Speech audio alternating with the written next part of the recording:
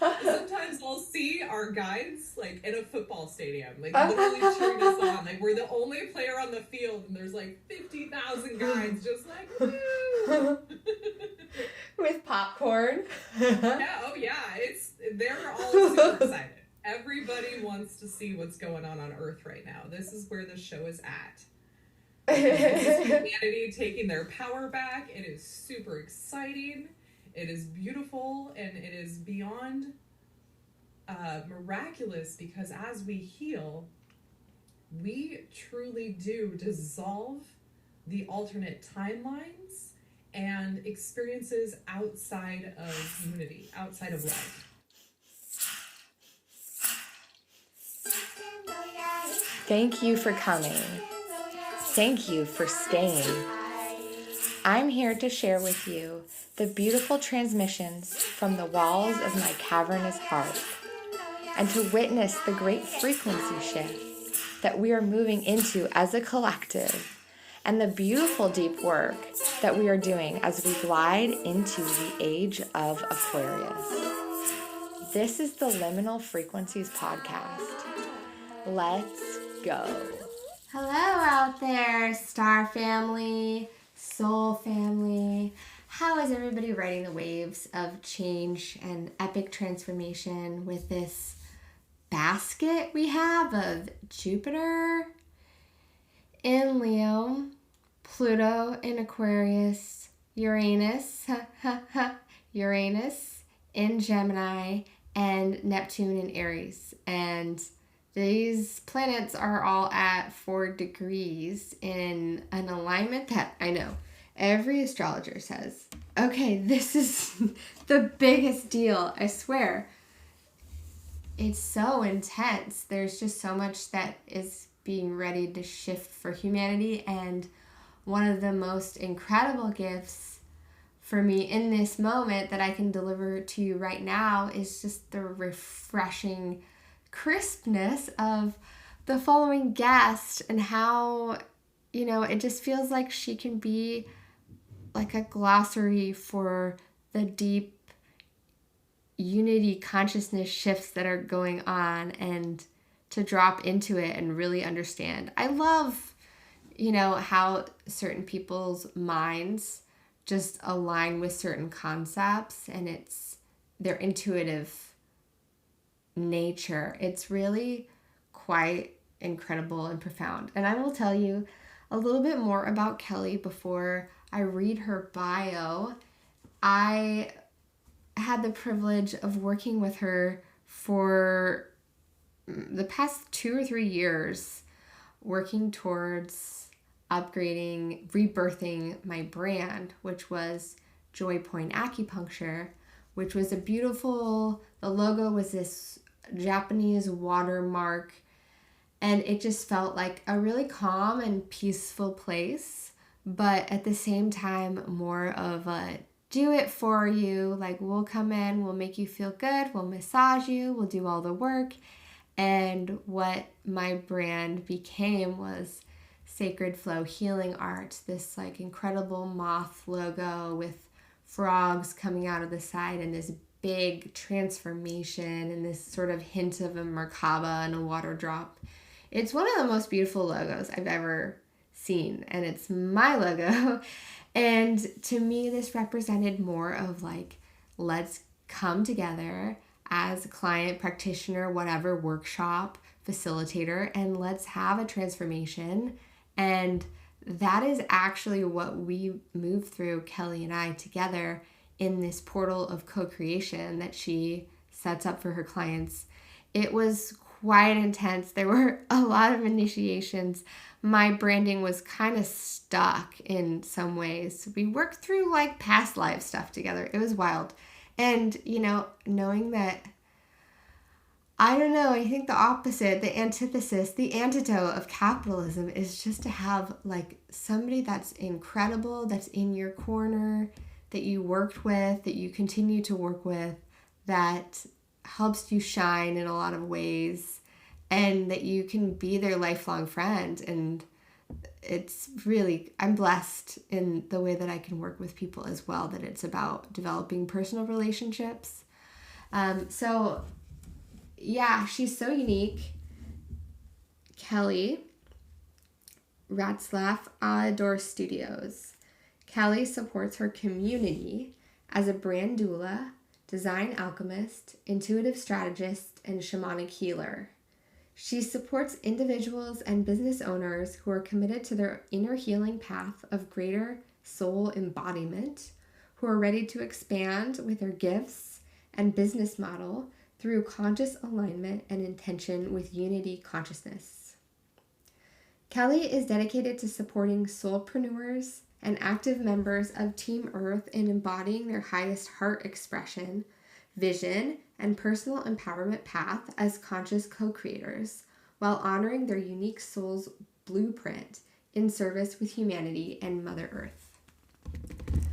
And how beautiful and how potent to move through what actually began this conversation was about Uranus moving into Gemini and this being an initiation into this shift in consciousness, this masculine and feminine balance. And it definitely felt very potent as it came online, but now so much more is coming into fruition. And there's also a tad bit of dissonance and that static that I'm definitely experiencing and I'm witnessing in the world right now. And that's not anything new, but the boiling point of like, there is this beautiful, let's say it's like a crystal in the sky that's anchoring this shift that we're ready to drop into. And when things align, that's when they often really become more uncomfortable. It's like this crystalline pattern that's inside of your bones and it starts to rattle or it starts to vibrate. It starts to like take on that tuning fork and it starts to resonate at the right frequencies. And that's exactly precisely the moment that discomfort becomes like a really beautiful deep shift. And so, yeah, that's my intention for what we're moving into right now, and the beautiful clarity and wisdom that Kellee brings, I think, will land really well for you right now. And not to mention, like, get the popcorn out. If there's one thing that I would say as advice to humanity, it's like we need to just sit and enjoy the chaos and the crazies that happen, and keep yourself safe, keep yourself grounded and rooted. Spend some time in earth, spend some time turning your phone off. I certainly can do the same, but it is really important to like bask and enjoy the chaos and the silliness and just trust that, okay, yeah, you really can't get that beautiful, deep shift in alignment without some crazies. So, yeah, get out the popcorn. Let's dive in. Thank you so much. I'm so overjoyed to have on the program Kellee. Thanks for coming. Thanks for having me, Jillian. Yeah, absolutely. And I'm so excited about our talk because I always receive so much from you of the energies and how they're moving. So let me start with just a check-in on what you're feeling, how it is to be on this planet right now. Oh, it's intense, right? There's a lot of intensity going on right now. So yeah, May, right? Here we are. We just had the May 5-5 portal yesterday. I don't know about you, but I noticed a little extra nudge in our direction towards home, so to speak. And we just, a few weeks ago, we had the experience of Uranus moving into Gemini for the next 7 years, roughly, right? And what I love about that is this is the price, or like the point in our journey where we get to have the reward of all the hard work we've already been doing to really be light in the world is going to be ignited now through our divine mind.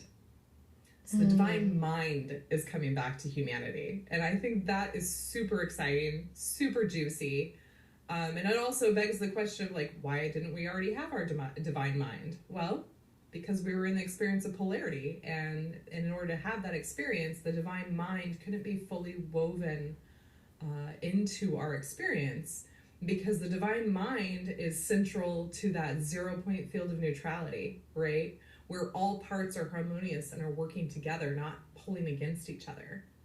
Whereas we've been in that hemisphere, the left and right hemispheres, and the left and right hemispheres have almost been like at war with each other on a personal level through our experience, because that was an expression of the polarity and form that we were embodied with. And that polarity is what we now know is in the process of dissolving. And it's dissolving for each and every one of us, and it's dissolving on the collective level. And it dissolves faster when we do the job ourselves and really make it a daily task, right? Wow, that's a lot. It is a lot, right? And so there's no reason to give ourselves a hard time, or to think that we're somehow behind, or that we're not doing enough, or whatever other story we want to tell, because we're already in the thick of huge transformation. Daily, hourly, through our every breath. And the level of transformation that is beyond what previous ancestors understand and experience. We each have the opportunity to move towards the rainbow body, the immortal body, the Christ body, whatever words you want to use for it. Yeah. We're all invited to do that now. It used to be that only a certain initiate would gain that level of gnosis, would gain that level of knowing with who and what they are on a spirit level. And now that invitation is literally for everybody. Yeah. I do want to flush it out a little bit more, because that was like, whoa, divine mind. And does that feel to you like collective consciousness coming online in a more unified way? Yeah, it almost feels like, it's so funny. My guides are showing me a flock of birds right now, and having the birds translate to synapses in the brain. And so you know how a flock of birds can fly all in synchronicity and flow together, and they all know harmoniously because they have that shared mind. They have a collective frequency that they all share. And so that knowing of that connection is more tangible in the animal world than it has been in the human world, because the human world required an individuation of form and the gift of free will. So we haven't had that collective flow with our own species in the way that all the other animal kingdoms do. So what I'm seeing is a return of that collective flow for humanity.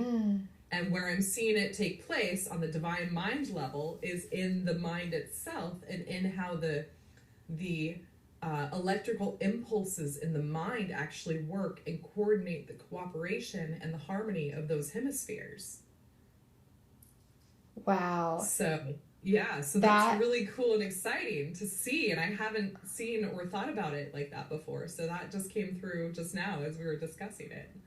There's I think Hopi prophecy about the bird of humanity flying basically in circles, because our right and left hemisphere, or our masculine and feminine side, hadn't come online, and seeing how this time I definitely want to revisit what you said to me.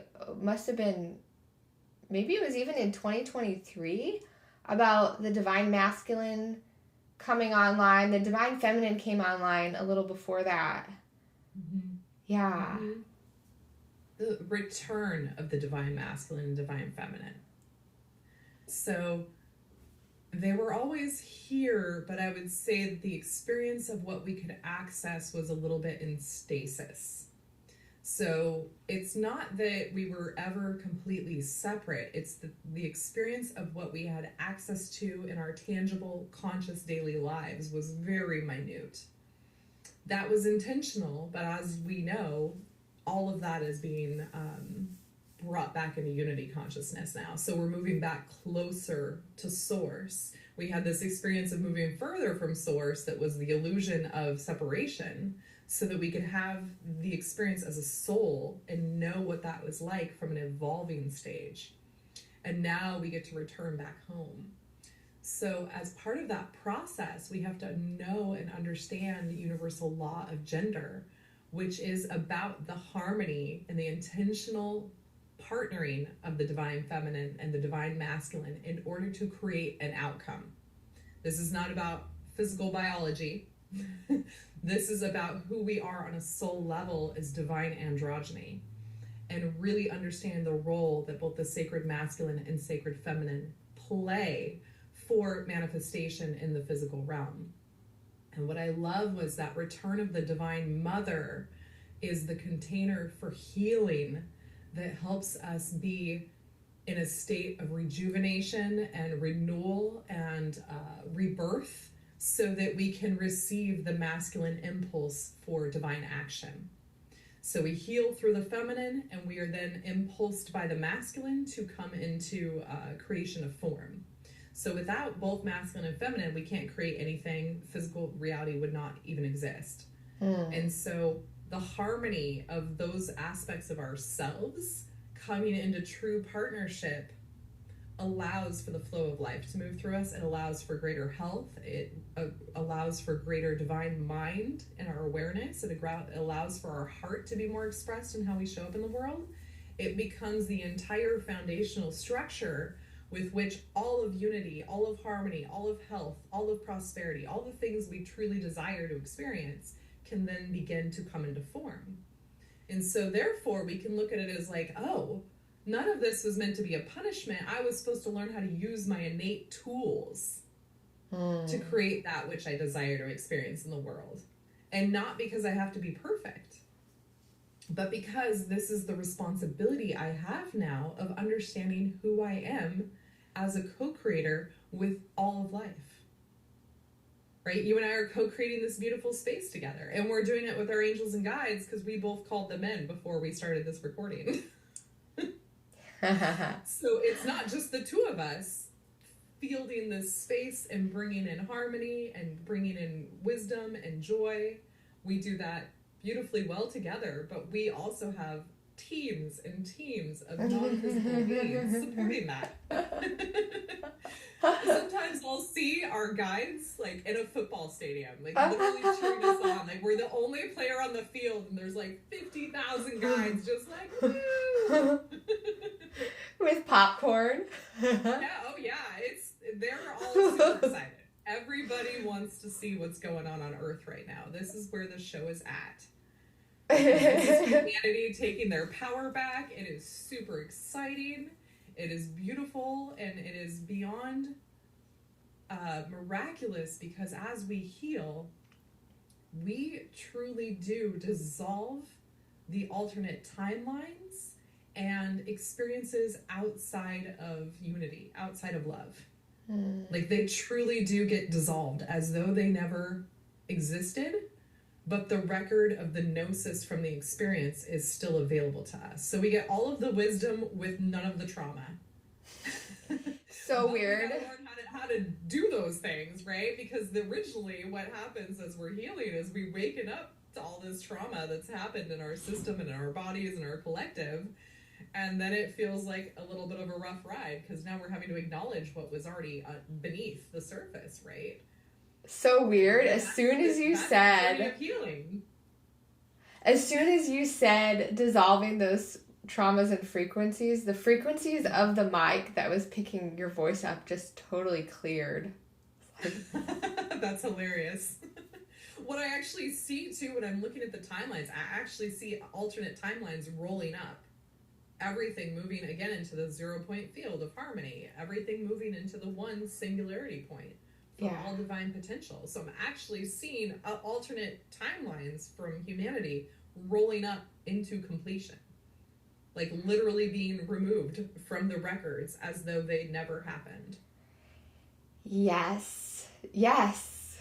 The Akashic Records are getting cleaned up, and there's also records that were holograms that were inorganic that are being pulled and cleared out of that Akash. So the Akash becomes more pure in the original essence of the code and creation and light print that each of us as individuals can access for ourselves, and that the collective has access to, that is that group gnosis, that group commitment towards unity consciousness. Well, once you heal something in the Akashic Records, it no longer needs to be there. It's like cleared. Right. And you just walk forward. You're like, oh, I'm not carrying that giant load anymore. Yeah. You know, I'm not carrying that identity. I'm not carrying that poor me. I'm not carrying a story that was keeping me feeling disempowered or under-supported or outside of source love and light and the potential for healing.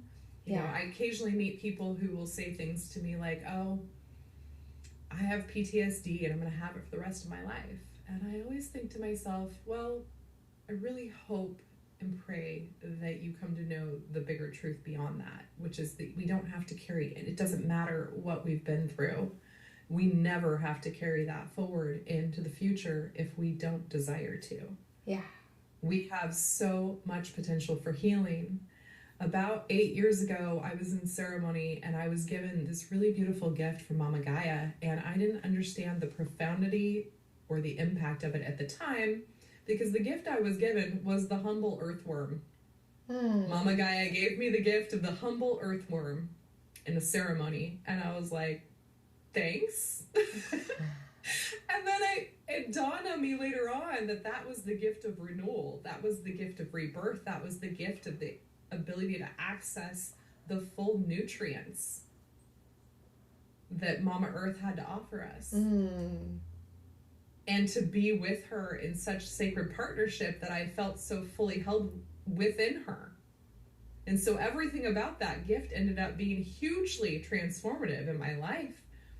But at the time, I was not wise enough to know what the potency of that medicine was. Yeah. It's the shiny. Yeah, and a lot of times when we want an animal totem, we're not thinking like, ooh, the earthworm. You know, we're thinking like the hawk or the wolf or something that seems like powerful, right? When we think about it, right? That the humble earthworm was what I really needed. That was the medicine I needed the most. And that medicine has actually helped me with grounding and embodiment and my desire to be here, be amplified 1,000 times more. I'm actually called to start a little worm bin. I just started thinking about this. Like, what a beautiful thing to connect with in nature.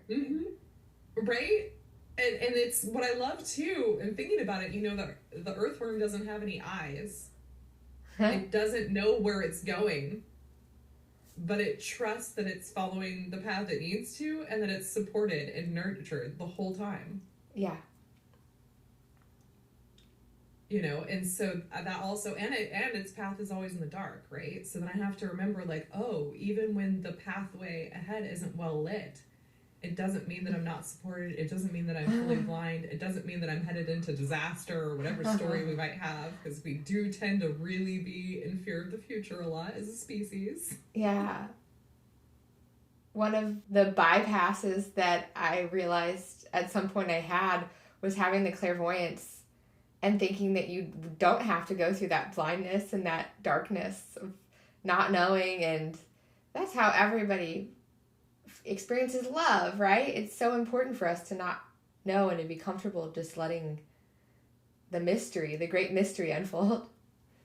Absolutely. There's so much wisdom in that. And I think because you and I are both highly psychic, it is often difficult for us because we're able to access a lot for other people. But like most people, we're still pretty blind sometimes to our own processes and healing and things like that. So the beauty of that is that we're forced to strengthen our self-trust. You know, I actually was talking to a classmate of mine the other day, and she has had some frustration around not having a lot of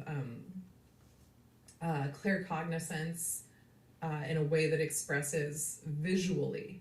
So she gets a knowing, but she doesn't get a lot of visuals when she's doing psychic work. And so she sees it as a disadvantage to some degree because some of our classmates are very, very visual.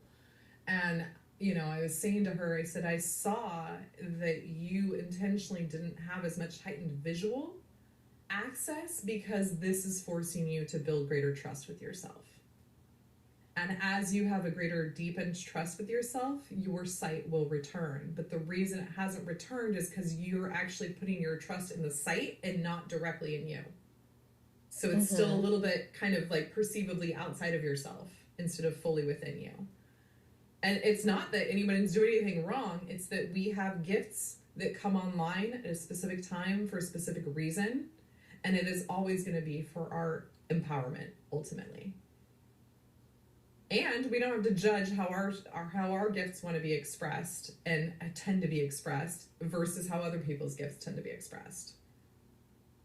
Like, for example, I don't think that I have the gift of prophecy in the way that some psychics do. You know, we've both met psychics that were highly prophetic, like that do a really good job of sifting and sorting future timelines and kind of delivering what's going to come.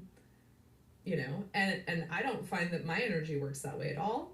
Partly because I think there's also a tendency that I have to want to keep it a mystery, because I am learning to trust that the mystery of life will always support me.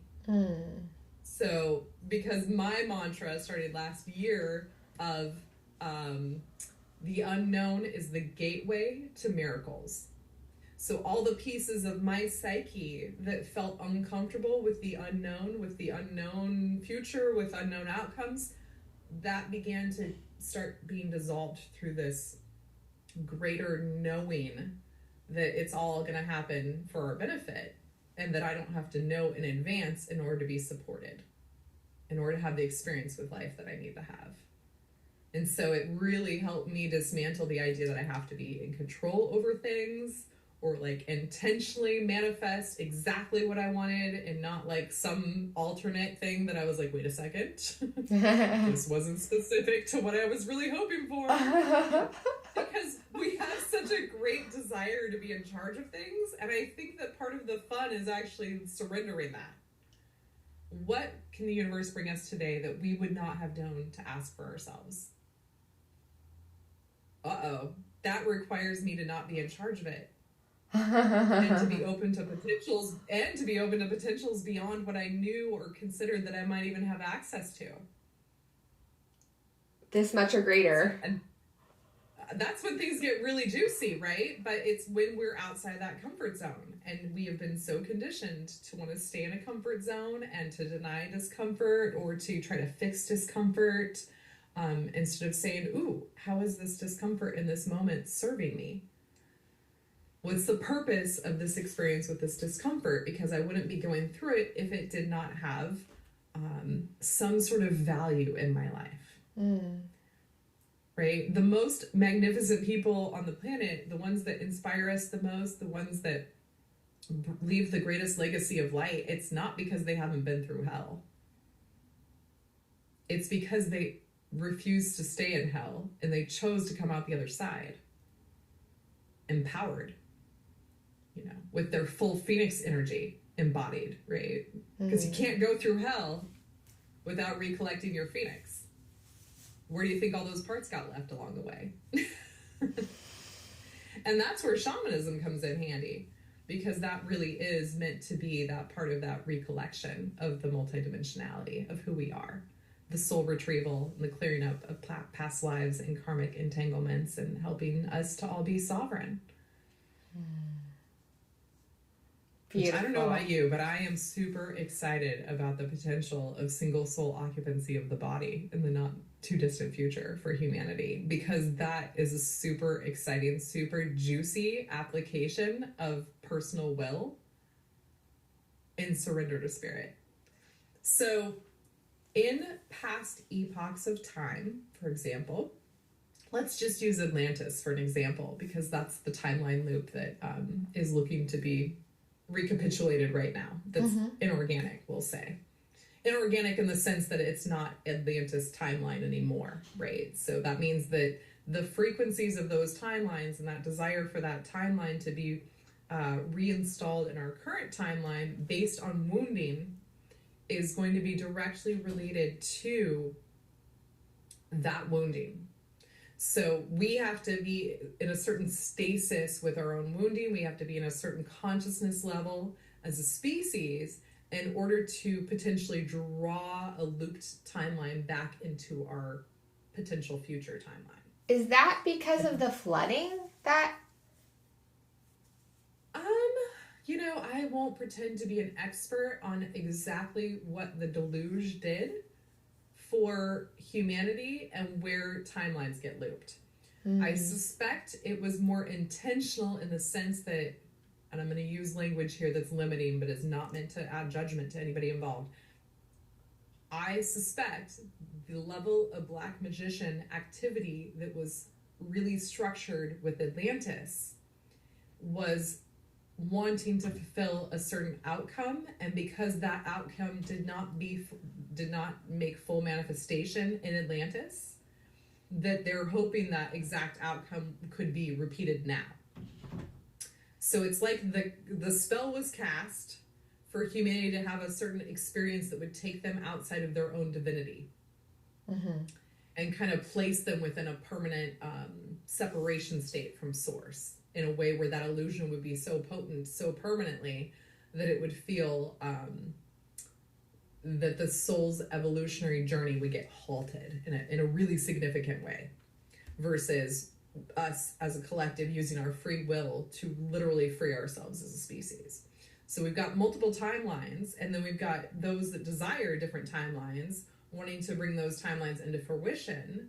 And some of that segment of the population is much more aware of magic and how magic works and how timelines can be influenced and how you harness universal life force through humanity in order to see those manifestations come into form. So when we're exploring timelines and future timelines, my goal as an individual is to stay sovereign and to choose the timeline that I desire to be in experience with, and to continue to prepare my body to be in that timeline, which means all the things that are still within me that are telling me that maybe I'm not worthy, I'm not good enough, I haven't figured it out yet, I'm not doing all the right things, whatever those stories are that are constantly saying you're not where you should be yet, those are the stories that have to be excavated and removed from the body, so that we're living in harmony with the now moment presence, and so that we become active and intentional and present right here, right now, with this current timeline, and begin to bring all of our energy back from all those other timelines. Because from a atomic science state, from the quantum physics realm, all timelines are happening simultaneously. Yes. Right? So technically there's no past, present, and future, but because we have linear time and how we discuss it in our physicality, there's a past, present, and future that we're still connected to at all times. But our ideal would be to be as present as possible, because that's where all the potency is. We're actually not that potent when we're focused on future timelines, and we're definitely not potent if we're focused on past timelines, because then we're literally just hanging out in the past, and we're not even seeking to actively create a new future. We're usually attached to an identity we have with ourselves from that past, or we're using that identity from a past experience in order to stay disempowered, right? Like, we've both had experiences in our lives where we felt extremely victimized by people, by society, whatever the story is. The details don't really matter. However, you and I also know that we intentionally work to release wounding and stories and identity we've carried in the past. I'm not the things that have happened to me, I'm what I choose to become. And that becomes the mantra, right? And so from that place, we acknowledge that things have happened that felt very victimizing, right? And were, at that time, probably horrific in many ways. And very much we were victims in that moment. But that does not mean that we are victims permanently. And that's where the gift of spirit really comes in, because spirit really starts to help us in understanding our experience beyond that identity. And as you know, we haven't talked about it yet in today's podcast, that access, that knowingness, and that love and that transformation all comes through the heart center, not through the brain. So the brain is not the one controlling the ship, the heart is. And now we'll have the benefit of the evolution of our divine mind coming along with our heart. So the heart being the lead, and the divine mind is now going to catch up and start participating with the heart. So, and that's over the next 7 years. So this is a 7-year transition we're moving through with Uranus in Gemini. And I love that it's in Gemini. It's the divine mind. It's the twins, right? And the twins aren't always represented as a boy and a girl, but I think that that's probably the most accurate representation from an esoteric standpoint, because the Gemini is meant to represent divine feminine and divine masculine in harmony with each other. That's why they're twins. That's why they're partners. And it's possibly also not being interpreted through a romantical lens, because romance has had a lot of distortions over the years, and we all know it, especially under the patriarchal model that we've all lived through. So I think there's a lot of reasons that it's very specifically Gemini. Yeah. Gemini could be twin flame also, right? Absolutely. It could be interpreted in that way. Yeah. Yeah, so I think there's a lot of reason to consider that anytime there's planetary movement externally, that is absolutely happening for each and every one of us on the internal level.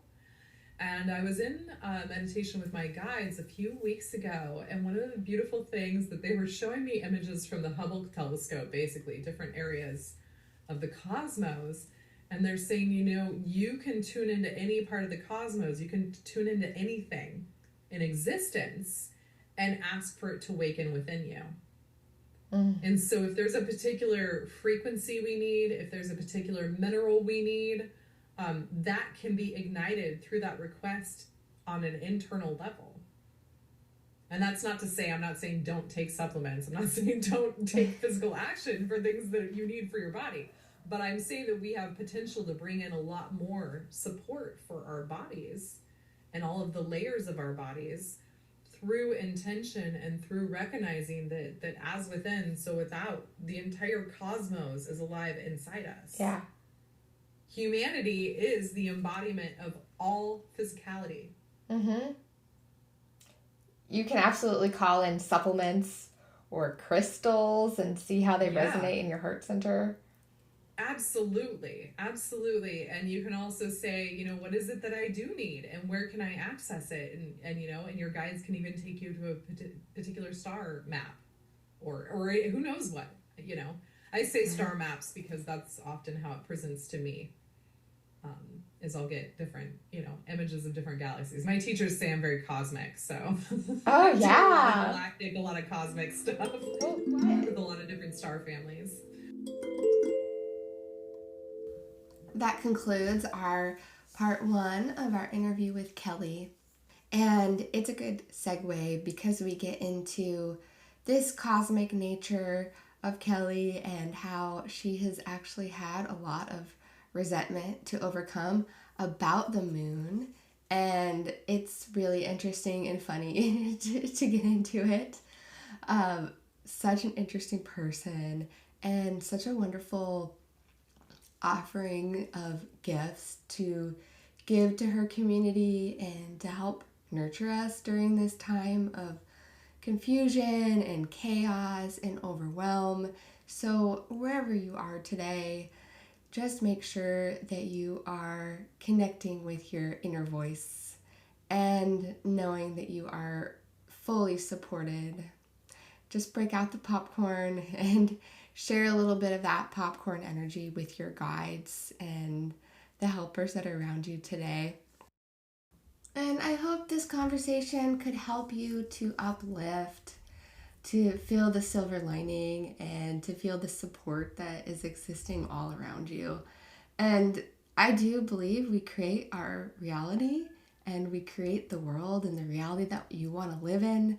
So just taking for yourself just a moment to drop into your heart and drop into the beautiful chambers within your heart, place for you to sing and perform and to do art, and fill those aspects of yourself within with beautiful light, beautiful crystalline energy, beautiful cosmic frequencies and codes, allowing those to stream in through your crown chakra and pulling in through Earth Mama, the nourishing soil and mass and all of the little worlds that exist within. Just bringing those into your heart space and feeling the cosmic energies just surround you and support you in whatever you want to bring in today. And I thank you so much. If something resonated with you, please drop a comment. Please reach out. I love this to be a two-way conversation and a very personal interaction. It's such a blessing to have just a microphone to share this with you. I'm just a person with a microphone. And yeah, please check out my offering, Traversing the Star Gates. I'll be offering this soon, and I'll be offering it again and again so that we can come together and we can receive the transmissions that we're meant to receive, that information that's out there for us to support us in living in our absolute highest timeline. So thank you, and please come back and check out the next episode of our interview. Okay, take care. Lots of love.